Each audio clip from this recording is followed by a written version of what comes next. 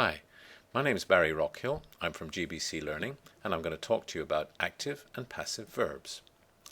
Before we start, let's have a quick reminder as to what a verb is.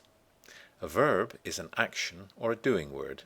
You probably heard it described in that way at school. So let's have a look at an example. The first sentence is, our cat walks on water. Amazing cat. The verb is walks because that's the action or doing word. I wrote to the client. Wrote is the verb. That's the action. Mary sent the email. The verb is sent. Stacy answers the phone. Again, answers is the action, so answers is the verb. Right, after that quick reminder of verbs, let's move on to this whole question of active and passive. Let's start off with the general rule of thumb that you'll see on Grammar Checks or the Plain English Campaign website, and that's prefer active to passive verbs.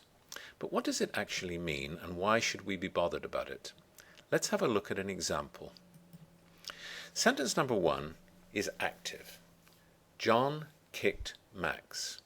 John is the subject of the sentence.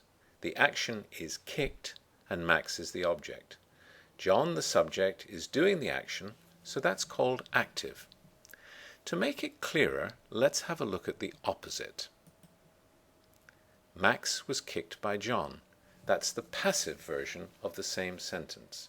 And you can see that it's not as crisp, it's not as clear-cut, it needs more words, and in a funny kind of way sounds slightly more old-fashioned.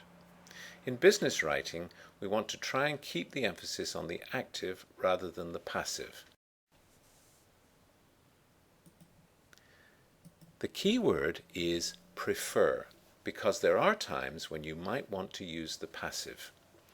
Let's have a look at the sentence we were seeing before, but in a slightly different form. Max was kicked.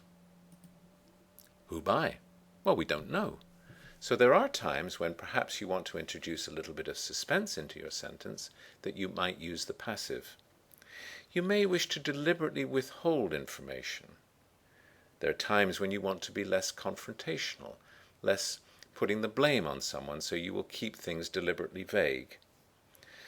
There are occasions when perhaps a more objective overview would benefit from the use of a passive verb. But the rule of thumb is try and make 80 to 90% of your writing, particularly business writing, active. There we have it, active and passive verbs. If you'd like to know more, why not get in touch and come on one of our GBC Learning training courses. Thank you.